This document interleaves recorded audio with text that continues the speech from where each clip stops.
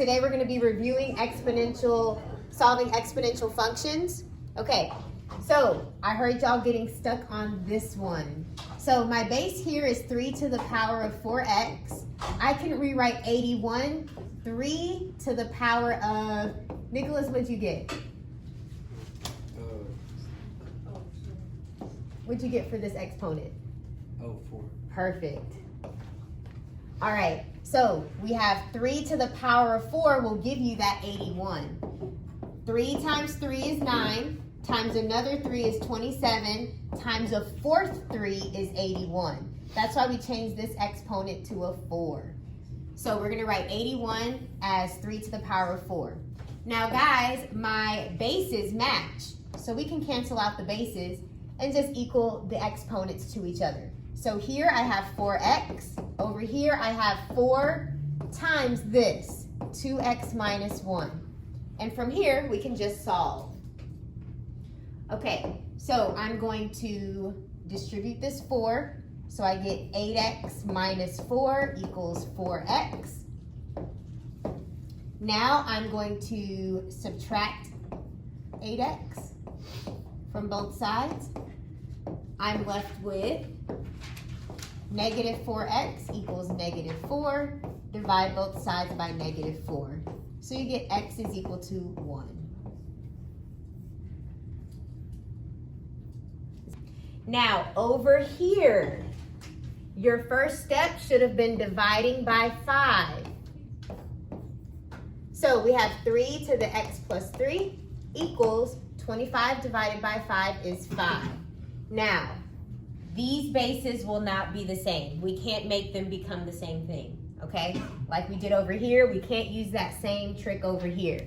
So what I'm gonna do is, I'm gonna take the log of both sides. If you prefer log, take the log. If you prefer natural log, do ln, whichever one you prefer. So guys, this is what I have. What you do to one side, you must do to the other. This exponent can become the coefficient. You can bring it to the front. So I'll have x plus 3 in the front times log 3 equals log of 5. From here, these are being multiplied, so the opposite would be to divide. Divide. So I have x plus 3, that's what's left right here, equals log 5 over log 3. Can you guys type this into the calculator and let me know what number that is? Okay. 1.46497? Yeah. Thank you. All right, so now we're just gonna continue solving. I want x by itself, so all you need to do is subtract 3. So 1.46497 minus 3 will give you your answer. Let me know what that is. Okay, I'll just leave it at that. Like this? Okay, that makes sense. Okay, so that is my answer. Now we're going to practice logs. So remember, whenever we did an exponential, when your bases matched, like we had 3 equaling 3, when your bases matched, you cancel them out, right? You're gonna do that same process with a log. This is log base 3 equaling log base 3. These can cancel out. And whatever is here, bring it down. And whatever is here, bring it down. Now you just solve. This is called the 1-to-1 property, by the way. 1-to-1 property.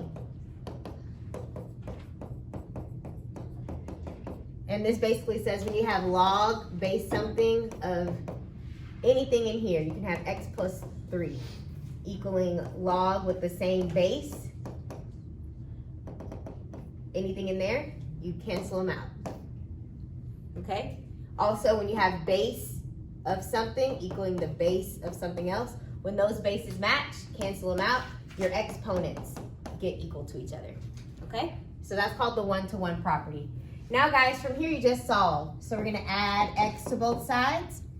So this is x plus x is 2x. You still have plus 7 equals negative 5. Now I'm going to subtract 7 from both sides. You get 2x equals negative 12. And then divide both sides by 2. So you get x is negative 6. Let's do log 10 minus log 5 equals log of 3x. And we're going to solve for x. We're going to solve for x. Now, you're going to have to remember something that we learned the last unit. I'm going to use the quotient property. The quotient property says whenever you're subtracting two logs of the same base, combine it. So I'm going to do log 10 will be in the numerator, 5 will be in the denominator. That is what the quotient property allows you to do. And then I'll bring down the other side. Of course, if you can, simplify your fractions. So 10 divided by 5, that's just 2. So I'll write this as log of 2. Okay, here's that one-to-one property again. What's your base here if it's not written? 10, so they match. Anyway, your logs can cancel out, so we'll equal 2 to 3x. And from here, you just solve. So I'm going to divide both sides by 3. So x is 2/3.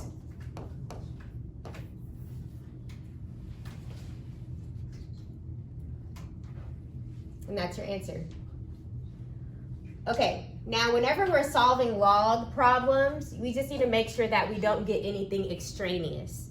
If we plug it back into the original problem, it has to make sense, okay? So for example, if I plug this 2/3 right here, my only question to you is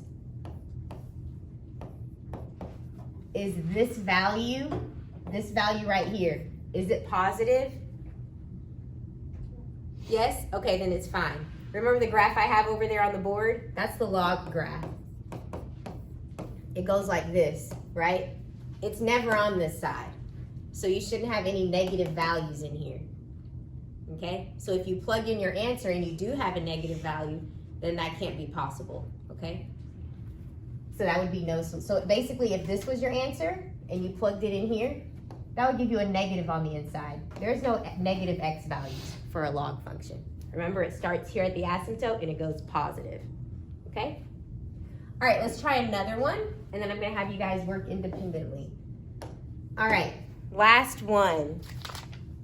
Let's say I have log base 3 of x plus 7 plus log base 3 of 2 equaling 3.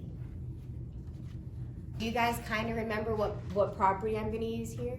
Product. Yes, product property, because there's a plus sign right here and your bases are the same. So we can combine it into one log. So I'm going to use the product property. All right, so guys, I'm going to condense these two in a single log. So your base stays the same. However, the product property says you can multiply this by this. So I'll have 2 times x plus 7. All right, from here, just turn it into an exponential. Change it to an exponential.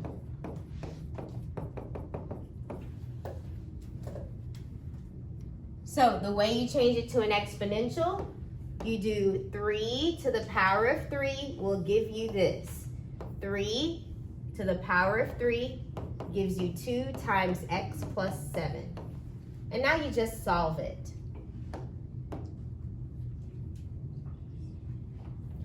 3 times 3 is 9, times a third 3 is 27.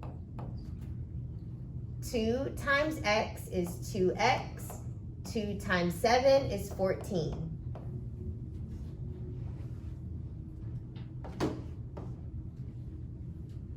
Now we're going to subtract 14, and I get 13 equals 2x. finally, divide both sides by 2. So I get x equals 13 over 2. Which is what?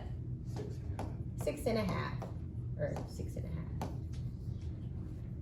All right, so guys, if I plug 6.5 into this x value, will it be positive in here? Yes. Yep, so this is good. This is an answer. That's fine. Question, real quick, theoretically. Theoretically, let's say my original problem had a minus right here.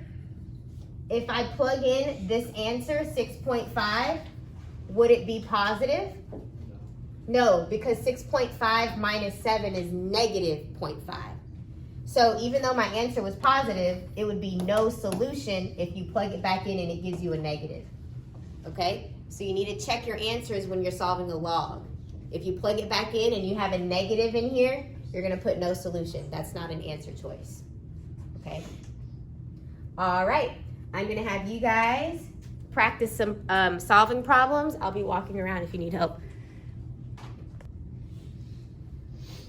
For this one, let me give you a hint. Remember, whenever you have a negative exponent, that's when you flip it. So if you have 7 to the negative 1, you would write this as 1 over 7. So that means you can change this to be 7 to the power of negative 1. And now that your bases are both 7, just cancel out the bases, and you just set the exponents equal to each other and solve it.